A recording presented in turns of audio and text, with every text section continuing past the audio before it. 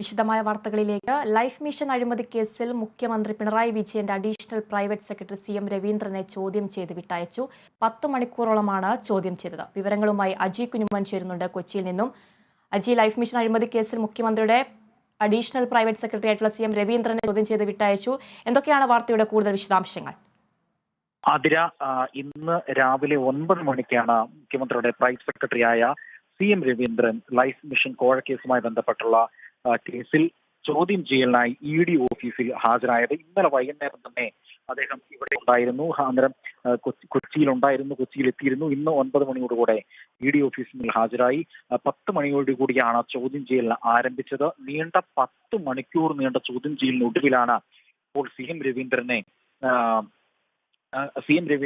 ഇപ്പോൾ വിട്ടയച്ചിരിക്കുന്നത്. ഈ ഘട്ടത്തിൽ നമുക്ക് മനസ്സിലാക്കേണ്ടത് ഈ സ്വപ്ന സുരേഷിന്റെയും ഒപ്പം തന്നെ CM രവീന്ദ്രൻ തമ്മിലുള്ള വാട്സപ്പ് ചാറ്റുകൾ കേന്ദ്രീകരിച്ചുള്ള ചോദ്യം ചെയ്യലുണ്ടായിരുന്നു. അതിനോടൊപ്പം തന്നെ ഈ സ്വപ്ന സുരേഷും ശിവശങ്കറും മുഖ്യമന്ത്രിയുടെ മുൻ പ്രിൻസിപ്പൽ സെക്രട്ടറി ശിവശങ്കറിന്റെ നേതൃത്വത്തിലുള്ള വാട്സപ്പ് ചാറ്റുകളും ED വ്യക്തമായി തന്നെ പരിശോധിച്ചിരുന്നു. വടക്കാഞ്ചേരി ലൈഫ് മിഷൻ കേസുമായി ബന്ധപ്പെട്ട് ലൈഫ് മിഷൻ കരാർ നൽകുന്നതിൽ റെഡ് ക്രസന്റുമായി ചേർന്ന് അഴിമതി ഉണ്ടെന്ന തരത്തിലുള്ള ആരോപണങ്ങളെല്ലാം തന്നെ നേരത്തെ തന്നെ ഉയർന്നിരുന്നു. ഇതിൽ ഈ ലൈഫ് മിഷൻ CEO ആയിരുന്ന UV ജോസ് നേരത്തെ EDക്ക് നൽകിയ മൊഴി അനുസരിച്ച് മുഖ്യമന്ത്രിയുടെ ഓഫീസിൽ വെച്ചാണ് ഈ ഫയൽ താൻ കാണുന്നത്. ഒരു മിന്നൽ വേഗത്തിലായിരുന്നു ഈ ഫയൽ താൻ കാണുന്നത്. ഈ ഫയൽ ഒപ്പിടുന്ന നേരത്താണ് കരാറിനെ പറ്റിയുള്ള വിവരങ്ങളെല്ലാം തന്നെ അറിഞ്ഞത് എന്നായിരുന്നു അന്ന് UV ജോസ് വെളിപ്പെടുത്തിയിരുന്നത്. ഈ UV ജോസിന്റെ മൊഴിയാണ് ശിവശങ്കറിന് കുരുക്കായി മാറിയ സാഹചര്യം വന്നത്. ശിവശങ്കറിന്റെ ചോദ്യം ചെയ്യലിനോട് സഹകരിക്കാത്തൊരു സാഹചര്യം വന്നപ്പോഴാണ് ED ശിവശങ്കറിനെ അറസ്റ്റ് ചെയ്തൊരു സാഹചര്യത്തിലേക്ക് കടന്നത്. പക്ഷേ ഈ CM രവീന്ദ്രന്റെ കാര്യത്തിൽ അങ്ങനെയല്ല. CM രവീന്ദ്രന്റെ കാര്യത്തിൽ ചോദ്യം ചെയ്യുമ്പോൾ ഹാജരായപ്പോൾ സമയത്ത് ഏതൊക്കെ തരത്തിലുള്ള ചോദ്യങ്ങളാണ് ചോദിച്ചിട്ടുള്ളത്, അല്ലെങ്കിൽ അദ്ദേഹം ചോദ്യം ചെയ്യലിനോട് സഹകരിച്ചു എന്നുള്ളതൊന്നും തന്നെ ഈ ഘട്ടത്തിൽ നമുക്ക് പറയാൻ കഴിയില്ല. പക്ഷേ ED ഓഫീസിൽ നിന്നും അല്ലെങ്കിൽ ED വൃത്തങ്ങളിൽ നിന്നും ലഭിക്കുന്ന അനൗദ്യോഗികമായ വിവരങ്ങൾ ചോദ്യം ചെയ്യലിനോട് അദ്ദേഹം സഹകരിച്ചു എന്നുള്ളത് തന്നെയാണ് ലഭിക്കുന്ന അനൗദ്യോഗിക വിവരങ്ങൾ. ഇത് നമുക്ക് സ്ഥിരീകരിക്കാൻ നിലവിൽ കഴിഞ്ഞിട്ടില്ല. ഏതായാലും വലിയ രീതിയിലുള്ള ഒരു രാഷ്ട്രീയ ചലനം തന്നെ ഒരുപക്ഷെ ഉണ്ടായേക്കാം ഇനിയുള്ള ദിവസങ്ങളിൽ. കാരണം CM രവീന്ദ്രൻ മുഖ്യമന്ത്രിയെ സംബന്ധിച്ചിടത്തോളം അടുത്ത വിശ്വസ്തനാണ്. മുഖ്യമന്ത്രിയുടെ അഡീഷണൽ പ്രൈവറ്റ് സെക്രട്ടറി എന്ന് പറയുമ്പോൾ അത്രയും കേരളം ഭരിക്കുന്ന ഒരു മുഖ്യമന്ത്രിയുടെ അഡീഷണൽ പ്രൈവറ്റ് സെക്രട്ടറിയാണ് ചോദ്യം ചെയ്തിരിക്കുന്നത്. അത് വലിയ രീതിയിലുള്ള രാഷ്ട്രീയ വ്യതിചലനങ്ങൾക്ക് വരും ദിവസത്തെ കേരളത്തിൽ സാക്ഷിയാകും എന്നുള്ളതിൽ നിസ്സംശയം പറയേണ്ടിയിരിക്കുന്നു. ഈ വടക്കാഞ്ചേരി ലൈഫ് മിഷനുമായി ബന്ധപ്പെട്ട് നേരത്തെ സ്വപ്ന സുരേഷ് ഒരു ആരോപണം ഉന്നയിച്ചിരുന്നു. അതായത് CM രവീന്ദ്രനെ ചോദ്യം ചെയ്തു കഴിഞ്ഞാൽ എല്ലാ വിവരങ്ങളും പുറത്തു വരും, മുഖ്യമന്ത്രിയുടെ ഓഫീസിലടക്കമുള്ള എല്ലാ വിവരങ്ങളും പുറത്തു വരുമെന്ന് നേരത്തെ സ്വപ്ന സുരേഷ് പറഞ്ഞിരുന്നു. കേസിലെ 4ാം പ്രതിയായ സ്വപ്ന സുരേഷ് എന്ന് വെളിപ്പെടുത്തിയിരുന്നു. ഇതിന്റെയൊക്കെ പശ്ചാത്തലത്തിലാണ് ED ചോദ്യം ചെയ്യലിന് ഈ രവീന്ദ്രനെ ചോദ്യം ചെയ്യാൻ CM രവീന്ദ്രനോട് ചോദ്യം ചെയ്യാൻ ഹാജരായത്. ഈ CM രവീന്ദ്രനും സ്വപ്നയും തമ്മിലുള്ള വാട്സപ്പ് ചാറ്റും ഒരു കുരുക്കായി മാറി എന്നുള്ളത് ഈ എടുത്തു പറയേണ്ട കാര്യം തന്നെയാണ്. കാരണം CM രവീന്ദ്രനെ സംബന്ധിച്ചിടത്തോളം ഈ വാട്സപ്പ് ചാറ്റാണ് കുടുക്കിയത്. പ്രത്യേക CBI സാമ്പത്തിക കുറ്റകൃത്യങ്ങൾ അന്വേഷിക്കുന്ന പ്രത്യേക CBI കോടതിയിലാണ് ഈ കേസ് ഇപ്പോൾ നിലവിലുള്ളത്.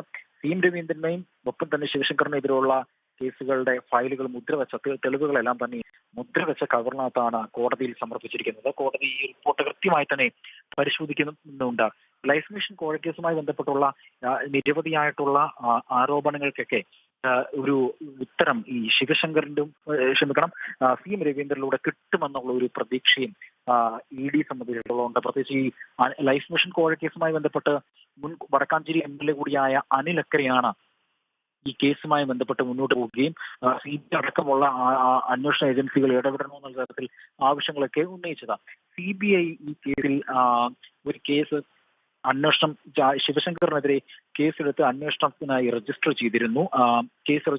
എന്നാൽ സംസ്ഥാന സർക്കാരിന്റെ ഒരു തടസ്സ ഹർജി സുപ്രീം കോടതിയിലുണ്ട്. ഈ ഹർജി നിലനിൽക്കുന്ന സാഹചര്യത്തിൽ ഇദ്ദേഹത്തിന് ചോദ്യം ചെയ്യാൻ കഴിയില്ല എന്ന തരത്തിൽ, അതായത് ചോദ്യം ചെയ്യാൻ കഴിയാത്തൊരു സ്ഥിതി CBIക്ക് ഉണ്ടായിരുന്നു.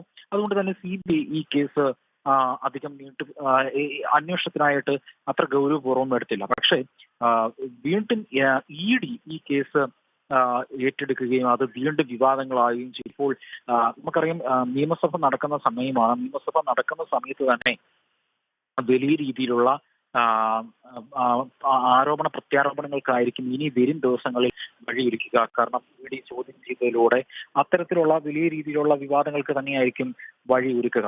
ഈ ചാറ്റ് സംബന്ധിച്ച വിവരങ്ങളാണ് ഏറ്റവും കൂടുതലായി ഇപ്പോൾ പരിശോധിക്കുന്നത്. കാരണം അത് ചാറ്റ് ഒരു തെളിവായിട്ട് തന്നെയാണ് ഇ കോടതിയിൽ സമർപ്പിച്ചിരിക്കുന്നത്. ഒരു വലിയ തെളിവായി തന്നെയാണ് കോടതിയിൽ സമർപ്പിച്ചിരിക്കുന്നത്. ഈ തെളിവുകളുടെയൊക്കെ പശ്ചാത്തലത്തിലായിരിക്കും വരും ദിവസങ്ങൾ ഈ CM രവീന്ദ്രനെ സംബന്ധിച്ചിടത്തോളം നിർണായകമായി വരുന്നത്. CM രവീന്ദ്രൻ ഇനിയുള്ള ദിവസങ്ങളിലും ചോദ്യം ചെയ്യുമോ ഇല്ലയോ എന്നുള്ളതെല്ലാം തന്നെ നമുക്ക് പരിശോധിക്കേണ്ടിയിരിക്കുന്നു. ഒരുപക്ഷെ ഇന്ന് ചോദ്യം ചെയ്ത് വിട്ടയക്കുമാണോ, ഇനിയും വരാൻ പറയുമോ എന്ന തരത്തിൽ ഒന്നും തന്നെയും വ്യക്തതയില്ല. അതിനൊക്കെ തന്നെ വ്യക്തത വരേണ്ടതുണ്ട്. ഏതായാലും കേരളം വലിയ രീതിയിലുള്ള കേരളത്തെ സംബന്ധിച്ചിടത്തോളം വലിയ വിവാദങ്ങൾ ഉണ്ടാക്കിയ ഒരു സംഭവമായിരുന്നു ഈ CM രവീന്ദ്രന്റെ ചോദ്യം ചെയ്യൽ എന്നുള്ളത്. നേരത്തെ ഒരു തവണ നോട്ടീസ് അയച്ചപ്പോൾ CM രവീന്ദ്രൻ അന്ന് പറഞ്ഞിരുന്നത് നിയമസഭാ സമ്മേളനം നടക്കുന്നതിനാൽ ചോദ്യം ചെയ്യലിന് ഹാജരാകാൻ കഴിയില്ല എന്നായിരുന്നു അന്ന് ഇഡിക്ക് മുന്നിൽ നൽകിയിരുന്നത്. എന്നാൽ ഈ നിയമോപദേശം തേടിയ ഒരു സാഹചര്യത്തിൽ ഇഡിക്ക് ലഭിച്ച നിയമോപദേശം ഇങ്ങനെയായിരുന്നു: ചോദ്യം ചെയ്യലിന് നിയമസഭാ സാമാജികർക്കോ അല്ലെങ്കിൽ നിയമസഭാ സമ്മേളനം നടക്കുമ്പോൾ സാമാജികർക്ക് മാത്രമാണ് ഒരു മാറി നിൽക്കാൻ ഉള്ള ഒരു ബുദ്ധിമുട്ട്. അതായത് സാമാജികരുടെ അസിസ്റ്റന്റ് പ്രൈവറ്റ് സെക്രട്ടറിമാർക്കൊന്നും നിയമസഭയിൽ പങ്കെടുത്തില്ലെങ്കിലും ഒരു പ്രശ്നവുമില്ലെന്ന തരത്തിലുള്ള ഒരു നിയമോപദേശം ലഭിച്ചിരുന്നു. ഈ നിയമോപദേശം ലഭിച്ച പശ്ചാത്തലത്തിൽ വീണ്ടും ഇഡിക്ക് നോട്ടീസ് അയച്ചു. ആദ്യ തവണ നോട്ടീസ് അയച്ചപ്പോൾ